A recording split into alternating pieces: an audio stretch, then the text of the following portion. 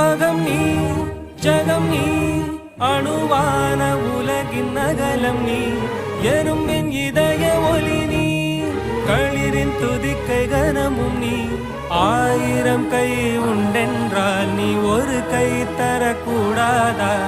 ஈராயிரம் கண் கொண்டாய் உன் ஒரு கண் என்னை பாராதா உன்னில் சரணடைந்தே